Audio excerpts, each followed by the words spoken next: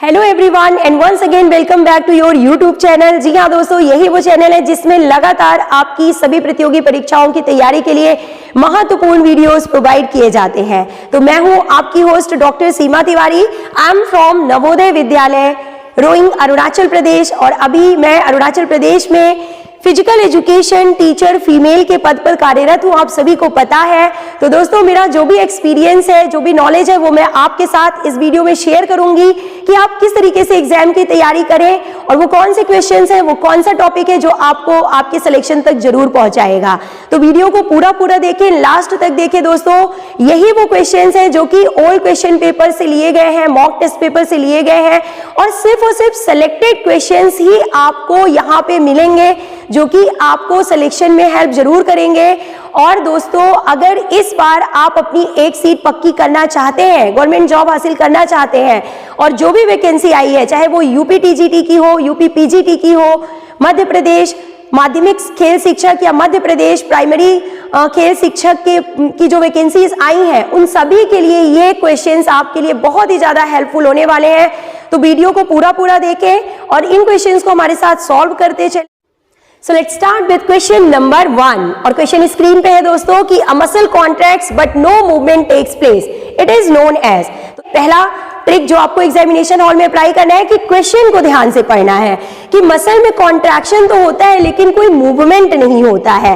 तो ऑप्शंस आपके सामने हैं। Option number 1 isometric contraction, option number 2 isotonic contraction, option number 3 isokinetic contraction and option number 4 none of the above. तो दोस्तों, trick number 2 जो कि आपको अप्लाई करनी है कि सभी ऑप्शंस को ध्यान से पढ़ना है। क्वेश्चन पढ़ने के बाद ऑप्शंस आपको ध्यान से पढ़ने हैं। Now what is correct answer? Guess कीजिए इसका सही आंसर क्या है। तो the correct answer is option number A isometric contraction. जी हाँ दोस्तों, ऐसा मूवमेंट जिसमें कॉन्ट्रैक्शन तो होता है लेकिन कोई मूवमेंट नहीं होता, उस कॉन्ट्रैक्शन को आइसोमेट्रिक कॉन्ट्रैक्शन के रूप में जाना जाता है। अभी देखिए ट्रिक नंबर 3 जो कि आपको एग्जामिनेशन हॉल में हेल्पफुल होगी, वो ये है कि इन क्वेश्चन को पढ़ने के साथ एक क्वेश्चन अगर आपका तैयार हो गया तो आप इससे रिलेटेड क्वेश्चन भी पढ़िए। अदर ऑप्शन से भी क्वेश्चन क्रिएट करना सीखिए कि अदर ऑप्शन से क्या क्वेश्चन बन सकता है। तो दूसरा ऑप्शन आपका है आइसोटोनिक कॉन्ट्रैक्शन। इससे क्या क्वेश्चन बनेगा कि आइसोटोनिक कॉन्ट्रैक्शन क्या होता है। तो आइसोटोनिक कॉन्ट्रैक्शन वो होता है जिसमें मसल की लेंथ में चेंज होता है और मसल की लेंथ में चेंज दो तरीके से हो सकता है, ध्यान रखिए। या तो मसल की लेंथ बढ़ जाती है तो उसको हम हाइपरट्रॉफी के रूप में जानते हैं, या फिर मसल की लेंथ जो होती है वो कम हो जाती है दोस्तों, उसे हम हाइपोट्रॉफी के रूप में जानते हैं। तो ये दोनों आइसोटोनिक कॉन्ट्रैक्शन के प्रकार होते हैं, hypertrophy and hypotrophy. Now next trick, अब आपको ये करना है कि इससे भी रिलेटेड क्वेश्चन बनाना है। लाइक आइसोटोनिक कॉन्ट्रैक्शन के एग्जाम्पल्स क्या होंगे दोस्तों। तो ये आपका होमवर्क क्वेश्चन है, या तो अभी आप कमेंट बॉक्स में लिखिए कि आइसोटोनिक कॉन्ट्रैक्शन के एग्जाम्पल क्या है, आइसोमेट्रिक कॉन्ट्रैक्शन के एग्जाम्पल क्या है, या फिर आप इसे होमवर्क के लिए नोट कर लीजिए और कमेंट बॉक्स में लिख के जरूर बताइएगा। जब आप इस तरीके से पढ़ते हैं दोस्तों तो आपके सिलेक्शन को कोई नहीं रोक सकता, क्योंकि क्वेश्चन कहीं से भी पूछा जाए आप हर तरीके से तैयार है उसका आंसर देने के लिए। कॉन्फिडेंस अपने आप आता है। आइसोकाइनेटिक कॉन्ट्रैक्शन, बताइए क्या होता है आइसोकाइनेटिक कॉन्ट्रैक्शन? वो कॉन्ट्रैक्शन जो कि एपरेटस की हेल्प से होता है, जो कि मशीन की हेल्प से हम करते हैं, उस टाइप के मूवमेंट, उस टाइप की एक्सरसाइजेस, उस टाइप के कॉन्ट्रैक्शन को आइसोकाइनेटिक कॉन्ट्रैक्शन कहते हैं। नाउ नेक्स्ट रिलेटेड क्वेश्चन, और क्या पूछा जा सकता है एग्जाम में, बताइए कि आइसोमेट्रिक कॉन्ट्रैक्शन की खोज किसने की थी, आइसोटोनिक कॉन्ट्रैक्शन को किसने इंट्रोड्यूस किया था, और आइसोकाइनेटिक के जो आविष्कारक है वो कौन है दोस्तों। तो इन सभी क्वेश्चंस के आंसर्स आप फाइंड आउट कीजिए और कमेंट बॉक्स में अभी के अभी लिखिए, ताकि आपकी तैयारी इतनी अच्छी हो दोस्तों कि आपका सिलेक्शन कोई रोक ना सके। Now next question is on the screen, which of the following is called a pressure manipulation. तो पहले ध्यान दीजिए, क्वेश्चन को ध्यान से पढ़िए कि प्रेशर मैनिपुलेशन को किस रूप में जाना जाता है। तो option number 1 stroking, option number 2 clapping, option number 3 pounding and option number 4 kneading. अभी देखिए क्या है करेक्ट आंसर, आपने गैस ही कर लिया होगा। And the correct answer is option number D, kneading. Now trick याद रखिए दोस्तों कि आपको इससे रिलेटेड क्वेश्चंस भी तैयार करते हुए चलने हैं, तो जो भी ऑप्शंस हैं उनसे रिलेटेड क्वेश्चन भी आप तैयार करते हुए चलिए। Now the next question is in the screen, gastrocnemius muscle is located in. Muscle यानी कि फिजियोलॉजी से रिलेटेड क्वेश्चन एक बार फिर स्क्रीन पे आ चुका है कि गैस्ट्रोक्नोमियस मसल आखिर हमारे बॉडी के किस हिस्से में पाई जाती है। Options, option number 1 lower back, option number 2 abdominal region, option number 3 upper leg, option number 4 none of these. तो देखिए दोस्तों, गेस कीजिए कि गैस्ट्रोक्नोमियस मसल जो है वो हमारे बॉडी के किस हिस्से में पाई जाती है। करेक्ट आंसर आपने गेस कर लिया है and the correct answer is option number A, lower back, lower leg, sorry lower leg. तो देखिए दोस्तों, मत भूलिए रिलेटेड क्वेश्चंस भी आपको पढ़ते चलने हैं। तो रिलेटेड क्वेश्चन यहाँ पे क्या बन सकता है कि गैस्ट्रोक्नोमियस का दूसरा नाम क्या है, गैस्ट्रोक्नोमियस मसल का दूसरा नाम क्या है।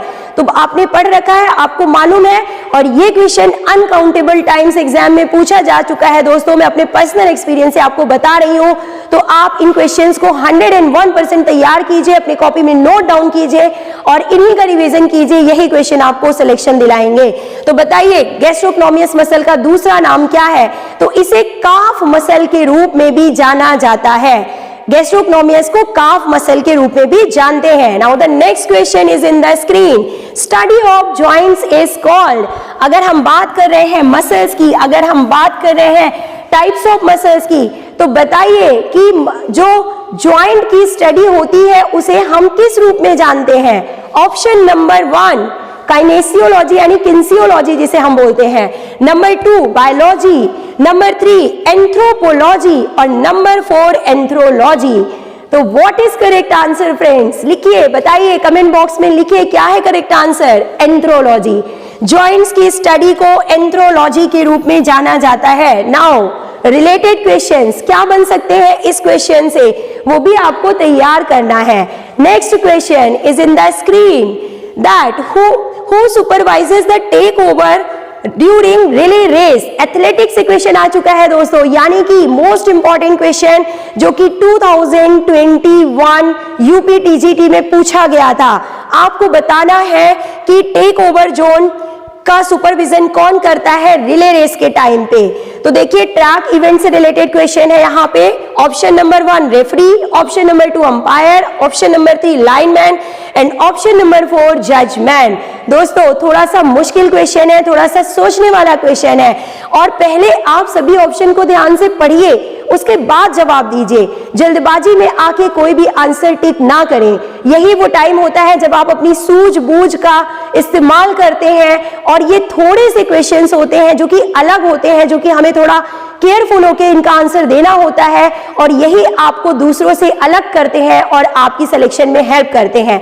तो अगर आपने सभी ऑप्शंस को ध्यान से पढ़ लिया है तो करेक्ट आंसर आपने गेस कर लिया होगा, and the correct answer is option number B umpire. तो ये ओल्ड क्वेश्चन पेपर से लिए गए क्वेश्चन है दोस्तों, जो कि आपके लिए बहुत ही हेल्पफुल होंगे। Now the next question is in the screen, बताइए कि रेड मसल फाइबर्स है। तो रेड मसल फाइबर्स के बारे में तो आप सभी ने सुन रखा है, आपको अच्छे से पता चल गया होगा कि क्वेश्चन आखिर क्या पूछ रहा है, कि रेड मसल फाइबर्स में क्या कैपेसिटी पाई जाती है। Option number 1 high aerobic capacity. रुकिए, बहुत जल्दी आगे मत बढ़िए दोस्तों, पहले ऑप्शन नंबर 1 को ध्यान से समझिए।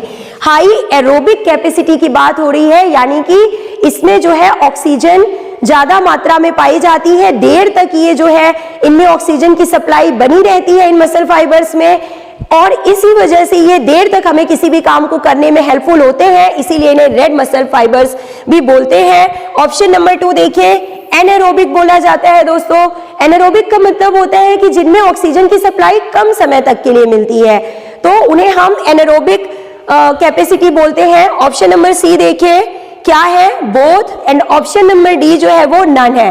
तो क्या है करेक्ट आंसर दोस्तों, आपको पहले ही मैंने बता दिया, option number A is correct answer. Now थोड़ा सा यहाँ पे इसको समझा देते हैं आपको दोस्तों कि इसे हाई एरोबिक कैपेसिटी वाला क्यों बोलते हैं, क्योंकि ये उन एथलीट्स में पाए जाते हैं जो कि एंड्योरेंस में अच्छे होते हैं, यानी कि जो लॉन्ग डिस्टेंस रनिंग में अच्छे होते हैं और जिनमें नंबर ऑफ माइटोकॉन्ड्रिया ज्यादा पाए जाने की वजह से देर तक इनमें ऑक्सीजन की सप्लाई बनी रहती है, इसीलिए इन्हें हाई एरोबिक कैपेसिटी वाले मसल फाइबर्स के रूप में जाना जाता है दोस्तों। तो रेड मसल फाइबर्स जो होते हैं उनमें हाई एरोबिक कैपेसिटी पाई जाती है। रिलेटेड क्वेश्चन कि जो रेड मसल फाइबर्स होते हैं उनका दूसरा नाम क्या होता है, तो बताइए आप कमेंट बॉक्स में लिखिए कि रेड मसल फाइबर्स का दूसरा नाम क्या है। हम मूव करते हैं नेक्स्ट क्वेश्चन की ओर and the next question is asking Newton second law of motion is called. Important question है, बायोमैकेनिक्स किनेसियोलॉजी से क्वेश्चंस बनते ही बनते हैं दोस्तों। तो बताइए कि न्यूटन के सेकेंड लॉ को किस रूप में जाना जाता है। ऑप्शन आपके सामने है, law of inertia, law of acceleration and law of action and reaction. तो आंसर आपने देख ही लिया होगा, सॉरी गेस कर ही लिया होगा, लॉ ऑफ ग्रेविटी। तो क्या है करेक्ट आंसर, देखिए option number B is correct here, law of acceleration. जी हाँ दोस्तों, न्यूटन के सेकेंड लॉ को लॉ ऑफ एक्सीलरेशन के रूप में भी जाना जाता है। तो आपको पता होना चाहिए कि लॉ ऑफ इनर्शिया को किस रूप में जाना जाता है, तो this is Newton's first law. Newton के फर्स्ट लॉ को लॉ ऑफ इनर्शिया बोलते हैं, न्यूटन के सेकेंड लॉ को लॉ ऑफ एक्सीलरेशन बोलते हैं, तो न्यूटन के थर्ड लॉ को reaction and action and reaction के रूप में जाना जाता है। Next question is in the screen and the next question is asking that the term rest and motions are studied under. तो बताइए अगर आपने पढ़ रखा है ये टॉपिक तो क्या होगा correct answer. Option number 1 is there and it is option number 1